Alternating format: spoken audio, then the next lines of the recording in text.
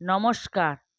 আজকে আমি কচু, পুঁইশাক, চিংড়ি মাছের একটি রেসিপি বানাবো। প্রথমে কচু, পুঁইশাক কেটে ধুয়ে নেব। এবার একটি কড়াই বসিয়ে দেব ওভেনে। কড়াই গরম হলে 1 চামচ তেল দেব। তেল গরম হলে ধুয়ে রাখা কচু দেব। নেড়েচেড়ে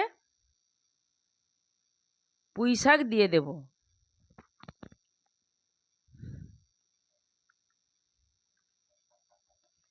হলুদ গুঁড়ো দেব।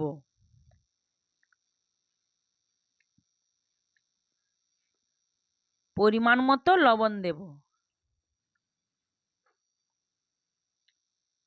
ঢাকা দিয়ে একটু কষে নেব।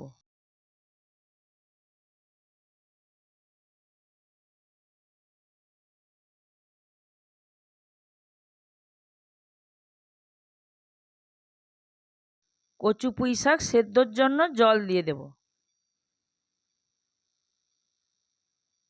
ঢাকা দিয়ে দেব।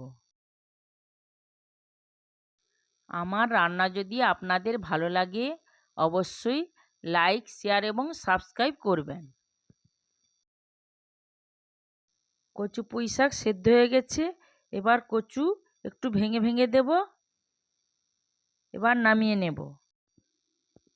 কড়াই ধুয়ে আবার বসাবো। কড়াই গরম হলে তেল দেব। 3টে শুকনো লঙ্কা ফাটিয়ে দেব। 5 ফোড়ন দেব। কুচনো পেঁয়াজ দেব। পেঁয়াজ ভাজা ভাজা হলে রসুন কুচি দেব।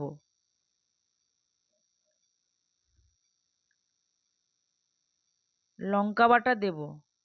আদা বাটা দেব। মশলাটা ভেজে নেব। জিরে গুঁড়ো দেব।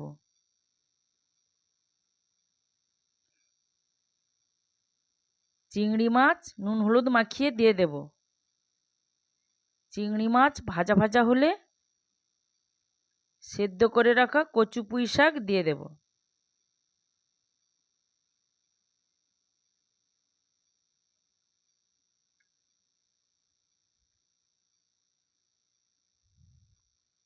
ঢাকা দিয়ে কিছুক্ষণ ফোটাবো।